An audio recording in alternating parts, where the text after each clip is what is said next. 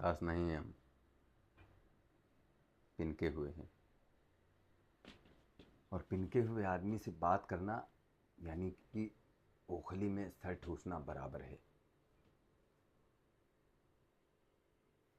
पिनका हुआ आदमी एकदम गर्म लोहे की तरह होता है। अब गर्म लोहा को छुइएगा तो हाथ तो जलेगा ही ना।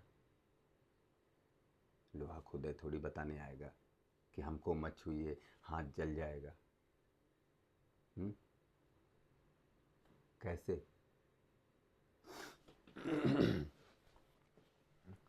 एक दिन जब मैं बहुत छोटा था तो अचानक पापा ड्यूटी से सस्पेंड हो गए, वो भी पूरे 1 महीने के लिए। अब काम काज करने वाला आदमी घर में खाली बैठे तो कैसे बैठे? तो पापा ने घर के बगल वाले खेत में ज़मीन पर भिंडियाँ लगा दी। फिर भिंडी उपजी, पैदावार हुई, और इतनी पैदावार हुई कि मैं आपको क्या ही बताऊं। बहुत पैदावार। हाँ, मम्मी बहुत खुश हुई भिंडियों को देखकर।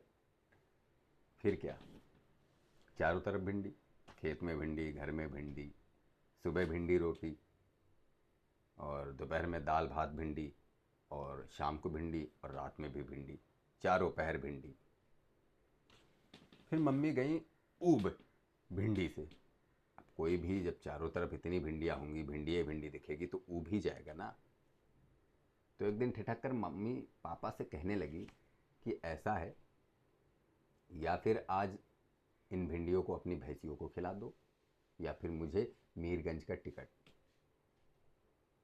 अब पापा असमंजस में पड़ गए, करूं तो क्या करूं।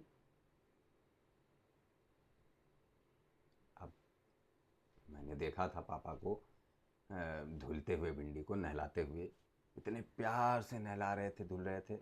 भला एक दिन भी मुझे इतनी प्यार से नहलाया होता। अब आप ही बताइए, अपनी लइका जैसी प्यारी भिंडियों को कोई भैंसियों को कैसे खिला दे? हैं? फिर एक दिन पापा ने मम्मी से कहा कि चिंता मत करो, मैं इन भिंडियों को बाजार में बेच देता हूँ। तो पापा ने एक बोरी भरी, एक गट्ठर बनाया भिंडियों का, और ले उठाया, सर पे लादा, और पहुंच गए बाजार बेचने के लिए। अब आधा एक घंटा बीता होगा, मैं घर पे था।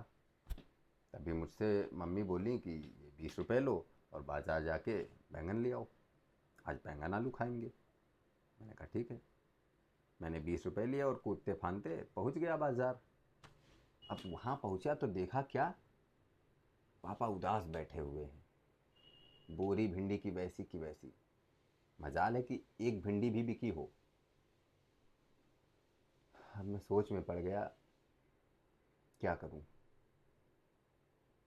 अब जिस आदमी की बोहनी नहीं हुई है, उस आदमी के सामने मैं बाजार में 20 रुपए का किसी और से बैंगन खरीदूं, वो भी ये घर की बात है, अपनी बात।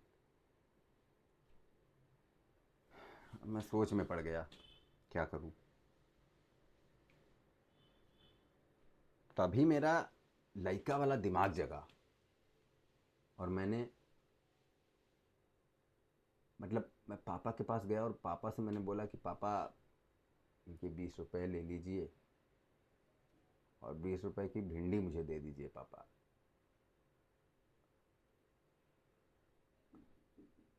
रो दिए। अरे, पिनके हुए बैठे थे,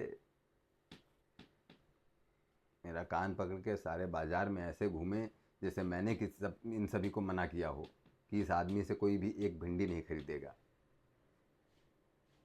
तभी से मैं पिनकहा रहता हूँ, इन सब से दूर।